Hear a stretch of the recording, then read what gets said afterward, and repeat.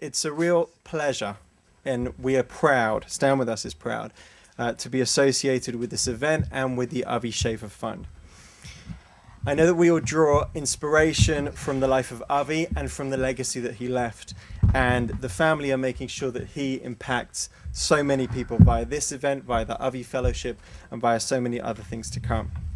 And it's a testament to Avi. The online audience should know that it's a testament to Avi that this capacity crowd is here today. People are standing in the aisles so that they can join in a discussion about how the problems on campus regarding Israel can be overcome. On a personal level, it's been a pleasure, an absolute pleasure to work with your Av, Ilan, on this project.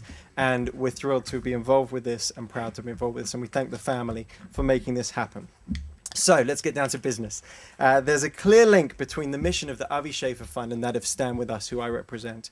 With a focus on campus and how Israel is presented on campus, we believe deeply in the power of one. The power of one person to make a difference. That's how Stand With Us was formed in the first place.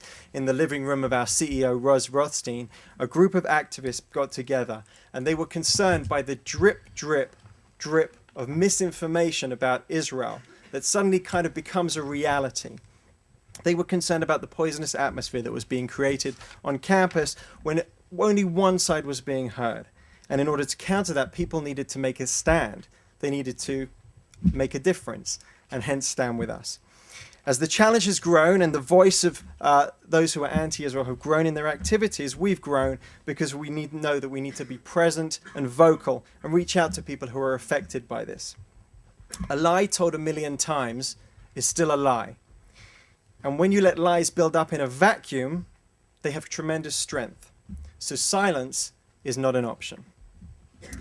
You in the audience today have great power, and I hope that you'll use that power to take a stand. And you can do that actively. You can do it behind the scenes. You can do it online. You can do it any way you want to. Just realize the power that you have. No generation actually has ever had so much individual power. Think about it. Consider what's happening in this region right now. Countries are falling in one way because of people power. Just take an example. Let's take Facebook, for instance. We'll do a little experiment here. Hands up who has 100... You put your hand up before I even spoke. So, so this will be a challenge. Hands up who has 100 Facebook friends. Okay, keep your hands up. Hands up who has 200 Facebook friends. Hands up who has 400 Facebook friends. 500. 700.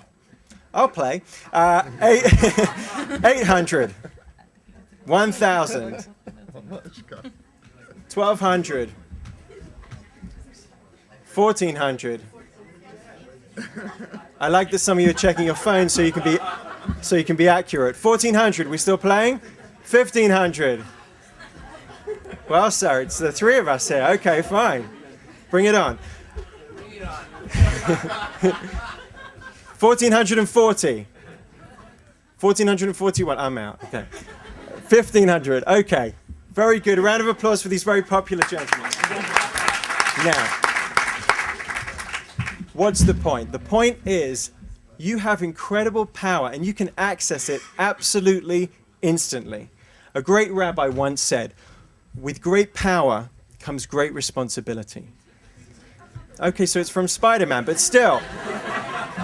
It's relevant. It's relevant. It's relevant. Great power comes great responsibility. And what I want you to realize in the discussions that we're going to have, which you guys are going to participate in, is the great power that you have and to leverage that into great responsibility. You know, the fact that you're here in Jerusalem right now, the fact that you're here in Israel, means that you're instantly 10 times more qualified to talk about the peace process, to talk about Israel, to talk about the situation, what's going on in the Middle East, than most people you're going to find on campus. You've been around. You've seen the beauty of Israel. You've seen the diversity of Israel. You've seen how special and different Israel is. And yes, you've seen the challenges too. Israel is the historic birthplace of the Jewish people and has been for 3,000 years. But Israelis also look forward to a future of peace, living with their neighbors. And the fact that there is no peace poses real strategic and security concerns to every person living here. By the way, our organization will be hosting behind the headlines strategic tours of Jerusalem, of settlement communities in the Gaza border area coming up in the next few months, which you as students here in Israel can take part in, and we'll let you're all invited to. It will be free and you'll get a chance to see these issues up close and personal. So now we've established that you guys have an area of influence, and living here you have knowledge and experience, and we'll give you materials and you'll have this discussion tonight to leave you even more empowered. So you're well equipped to make a difference. And by showing up to here tonight, you demonstrate your willingness to stand up and be counted. As I said, the power of one. Tremendously powerful. The power of one can be exhibited individually and collectively. And let me give you just two examples. Example one. In Cambridge University in the UK, pro-Israel activist Gabriel Latner turned tables on the Israel bashers. During a prestigious debate at this university, there was a motion titled, "Israel is a rogue state." Gabriel spoke for the motion. He told the debate audience that yes, Israel was a rogue state. It was a rogue state in that it's the only place in the region where gay people flee to, the gay community flourishes, rather than being persecuted, hanged, or flogged. It's the only country in the region that refugees flee to because they know that we're treated with compassion, and so on. The motion was defeated by a 74% margin. Example two, about the power of one collectively. Collectively, people demonstrated this power by responding to an anti-Israel bus campaign that was due to hit the streets in downtown Seattle. Some of you may have heard about it. Activists responded to a Stand With Us campaign, and others who got involved and sent emails and called the King County executive offices and the Metro management, telling them the ads were one-sided, false, likely to cause division, not helpful for peace, and possibly might cause violence. Council members voted against the ad, and one council member said, and I quote, "The outpouring of concern over this bus ad is unlike anything I've ever seen. The executive rightfully understands that this is nothing short of an international incident. People power, making a difference." Our mission is Israel education and to counter misinformation. And let me present you with a concrete, real way to make a difference following this event.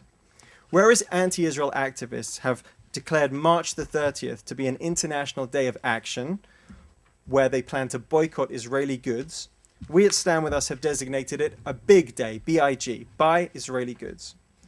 Together, we have a chance not just to stand up and be counted against a boycott, but to beat a boycott. It's simple. In order to divide people and to promote a hateful agenda, they urge people to boycott Israeli produce. So our response is simple. We'll buy it up. In fact, we'll buy it off the shelves. And you can help by promoting this to your friends and to your family in the US, all over the world, on March the 30th. So it's my pleasure this evening to moderate this fine panel, and it's a star panel. And the way it's going to work is that our first discussion, which is entitled Framing the Issue, Israel on Campus in the Context of Global Political and Social Trends, will discuss the issues that we need to grapple with to bring balance and clarity to campus discussions about Israel. Then we'll take a break, and another amazing panel will be coming up with brainstorming potential ideas and solutions.